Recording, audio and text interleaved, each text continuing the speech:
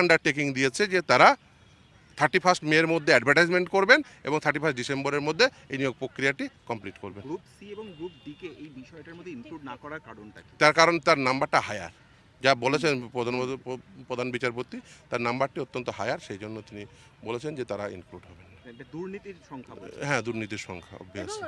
Group C group D তো charge দিতে পারবে না। না, একদমই না। গ্রুপ সি গ্রুপ ডি পারবেন না শুধুমাত্র শিক্ষকরা, কারণ ছাত্রদের যে ইন্টারেস্ট সেটাকে মাথায় রেখে, কারণ মূলত যেহেতু ছাত্রছাত্রীদের কোনো ক্ষতি না হয় সেই জন্য অচিহ্নিত একেবারে নির্দিষ্টভাবে, কারণ প্রথমে তিনি আনটেন্টেড শব্দটি ব্যবহার করলে পরবর্তীতে আমরা বলি যে অচিহ্নিত, এবং দ্বিতীয় হচ্ছে সবথেকে গুরুত্বপূর্ণ যেটি বলেছে সেটি হচ্ছে এই অর্ডার কারোর ফেভারে কোনো ইকুইটি ক্রিয়েট করবে না, অর্থাৎ তারা এই অর্ডারের কোনো বেনিফিট নিতে পারবেন না, সেটাও বলে দিয়েছেন নির্দেশনা।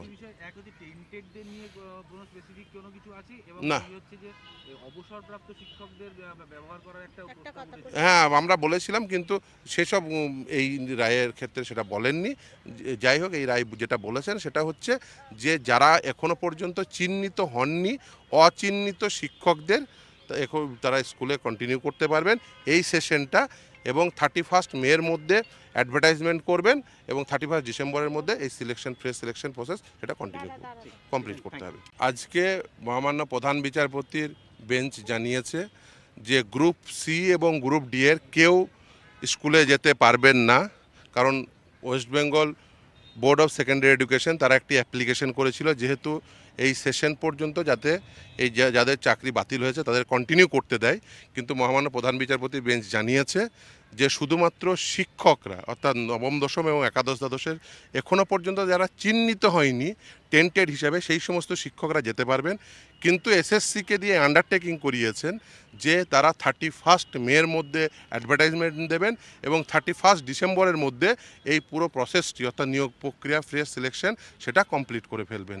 ফলে এই আন্ডারটেকিংয়ের উপর ভিত্তি করে শুধুমাত্র যারা এখনও পর্যন্ত চিহ্নিত হয়নি সেই অচিহ্নিত শিক্ষকদের এখনো পর্যন্ত শুধুমাত্র এই সেশনটা তারা কন্টিনিউ করতে পারবে। সংখ্যাটা কি 19,000 সামথিং?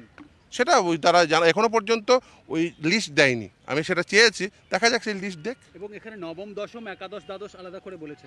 হ্যাঁ, অবশ্যই, কারণ দুটো নিয়োগ প্রক্রিয়া ছিল, নবম দশম এবং একাদশ দ্বাদশ দুটো আলাদা আলাদা নিয়োগ প্রক্রিয়া, দুটো আলাদা রুল ছিল, ফলে দুটো নিয়োগ প্রক্রিয়া থেকে যে সমস্ত শিক্ষকরা যারা এখনো পর্যন্ত অচিহ্নিত টেন্টেড তারা শুধুমাত্র এই সেশনটা কন্টিনিউ করতে পারবে, কিন্তু আজকে এসএসসি আন্ডারটেকিং দিয়েছে যে তারা 31 মের মধ্যে অ্যাডভার্টাইজমেন্ট করবেন এবং 31 ডিসেম্বরের মধ্যে এই নিয়োগ প্রক্রিয়াটি কমপ্লিট করবেন। গ্রুপ সি এবং গ্রুপ ডি কে এই বিষয়টার মধ্যে ইনক্লুড না করার কারণটা কি? তার কারণ তার নাম্বারটা হায়ার, যা বলেছেন প্রধান বিচারপতি, তার নাম্বারটি অত্যন্ত হায়ার, সেই জন্য তিনি বলেছেন যে তারা ইনক্লুড হবেন। দুর্নীতির সংখ্যা বলছে। হ্যাঁ, দুর্নীতির সংখ্যা এবং অবভিয়াসলি।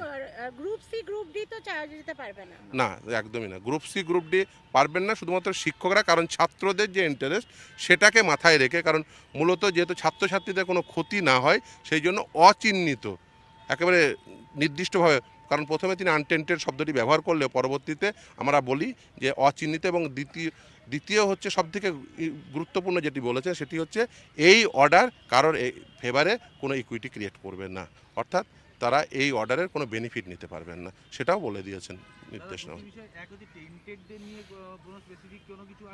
না, হ্যাঁ আমরা বলেছিলাম, কিন্তু সেসব এই রায়ের ক্ষেত্রে সেটা বলেননি। যাই হোক, এই রায় যেটা বলেছেন সেটা হচ্ছে যে যারা এখনো পর্যন্ত চিহ্নিত হননি অচিহ্নিত শিক্ষকদের তারা স্কুলে কন্টিনিউ করতে পারবেন এই সেশনটা, এবং 31 মের মধ্যে অ্যাডভার্টাইজমেন্ট করবেন এবং 31 ডিসেম্বরের মধ্যে এই ফ্রেশ সিলেকশন প্রসেস সেটা কমপ্লিট করতে হবে। আজকে মহামান্য প্রধান বিচারপতির বেঞ্চ জানিয়েছে যে গ্রুপ সি এবং গ্রুপ ডি এর কেউ স্কুলে যেতে পারবেন না, কারণ West Bengal board of secondary education তারা একটি অ্যাপ্লিকেশন করেছিল, যেহেতু এই সেশন পর্যন্ত যাতে এই যাদের চাকরি বাতিল হয়েছে তাদের কন্টিনিউ করতে দেয়, কিন্তু মহামান্য প্রধান বিচারপতি বেঞ্চ জানিয়েছে যে শুধুমাত্র শিক্ষকরা, অর্থাৎ নবম দশম এবং একাদশ দ্বাদশের এখনও পর্যন্ত যারা চিহ্নিত হয়নি টেন্টেড হিসাবে সেই সমস্ত শিক্ষকরা যেতে পারবেন, কিন্তু এসএসসিকে দিয়ে আন্ডারটেকিং করিয়েছেন যে তারা 31 মের মধ্যে অ্যাডভার্টাইজমেন্ট দেবেন এবং 31 ডিসেম্বরের মধ্যে এই পুরো প্রসেসটি, অর্থাৎ নিয়োগ প্রক্রিয়া ফ্রেশ সিলেকশন সেটা কমপ্লিট করে ফেলবেন। ফলে এই আন্ডারটেকিংয়ের উপর ভিত্তি করে শুধুমাত্র যারা এখনো পর্যন্ত চিহ্নিত হয়নি সেই অচিহ্নিত শিক্ষকদের এখনো পর্যন্ত শুধুমাত্র এই সেশনটা তারা কন্টিনিউ করতে পারবে। সংখ্যাটা কি 19,000 সামথিং? সেটা ওই তারা যারা এখনো পর্যন্ত ওই লিস্ট দেয়নি, আমি সেটা চেয়েছি, দেখা যাক সেই লিস্ট দেখ। এবং এখানে নবম